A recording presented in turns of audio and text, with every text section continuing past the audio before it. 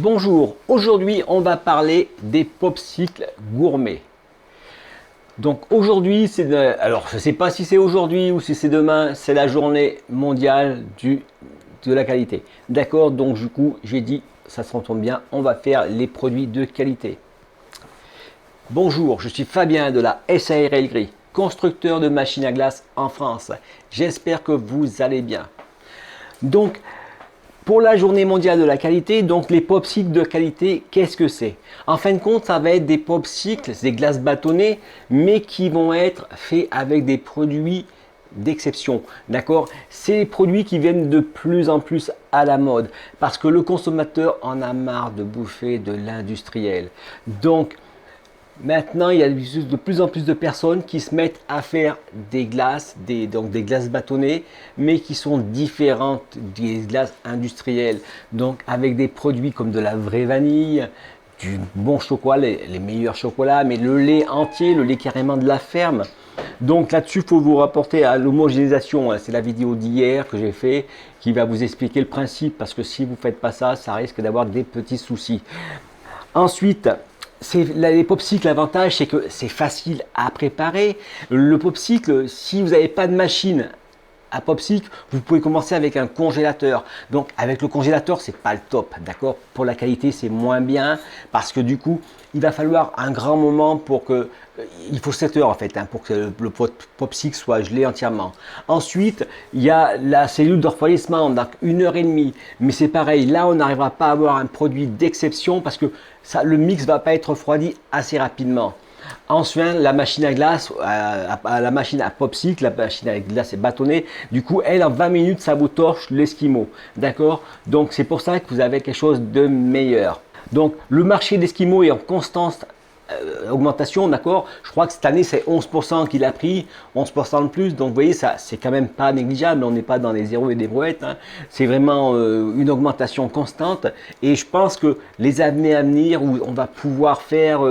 chacun, en fin de compte, le truc c'est ça, c'est chacun va pouvoir faire son petit business, il va faire ses petites glaces bâtonnées maison et il va pouvoir les vendre autour de chez lui. Donc, comme je vous disais l'autre fois, il y a tellement de possibilités pour les vendre. C'est quelque chose que vous pouvez expédier, d'accord, pas par la poste, mais par le chronopost, d'accord, avec le chronofresh, je vous en avais parlé l'autre fois.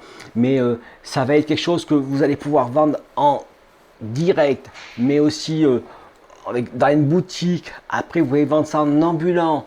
Vous voyez, c'est fou. Après, commerce de gros, donc vous trouvez des distributeurs, vous leur fabriquez des popsicles et vous les vendez, d'accord? Et si vous vendez du produit de qualité, ben, du coup, vous allez faire quand même vachement plus de fidélisation, d'accord? C'est vrai que si vous faites du produit standard, ben, les gens ils vont acheter à vous ou à l'autre, c'est pareil. Par contre, si vous faites un produit qui est bon, je veux dire que le mec il dit, il pleure quand il le mange, d'accord? Et ben là, vous allez voir qu'il va revenir chez vous. C'est pas ailleurs qu'il va aller, d'accord? Donc c'est ça. Après, bon, il y a toujours moyen de faire des produits, je veux dire, rapides et pas chers pour une certaine gamme de magasins, par exemple, les grandes surfaces. Mais c'est de la pâtisserie de grande surface, d'accord? C'était mon prof quand j'étais pâtissier qui me disait ça. Voilà. Donc, mais vous pouvez faire aussi avec, ça peut être des yaourts, d'accord? Des fruits. Vous prenez des fruits, purs fruits, vous ne rajoutez pas de sucre dedans. Et vous arrivez à quelque chose, d'accord? En calculant un petit peu une recette, vous allez voir comme quoi ça peut être vraiment, ça peut être vraiment bon, d'accord? Si vous prenez des purées de fruits. Et en fin de compte, il y en a pour tout le monde. Et je crois que ça existe même en alcoolisé. D'accord? Donc, vous voyez, on peut aller tout ce que vous voulez. Et donc, qu'est-ce qui vous empêche vous êtes un restaurant un petit peu classe, de faire des glaces bâtonnées, je sais pas, salées, hein? Comme l'autre fois, moi j'avais été manger chez Dégouré et au milieu, ils nous avaient mis une glace chèvre. Vous voyez, et ben ça pète, vous voyez, un truc comme ça, une petite esquimau, ça présente, c'est pas mal. Et c'est toujours un petit plus que vous allez apporter, d'accord? Moi personnellement, j'ai une grande vitrine avec plein de coloris.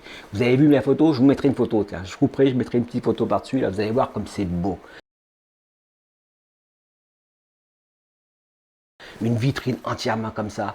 Imaginez-vous, vous êtes là dans votre magasin et tous les gens, ils sont tous en train de faire publicité gratuite. Ils envoient ça sur les réseaux sociaux, d'accord? Et là, je veux dire, c'est le carton, d'accord? Le seul truc, voilà, faites un produit qui soit bon. Voilà. Donc, si pareil, si vous êtes à la ferme, ça va permettre de valoriser votre produit, d'accord? Vous faites du lait, vos fruits, ça, tout ça, ça va amener de la valeur ajoutée. Plutôt que d'aller vendre votre lait à une coopérative qui va vous entuber, eh ben, transformez-le et apportez de la valeur à vos clients, d'accord? Au lieu d'amener un produit comme ça, fini, faites travailler le jeu un petit peu et c'est sûr, bon, ça va faire un peu de travail en plus, mais je veux dire, ça va payer. J'espère que cette vidéo vous sera utile.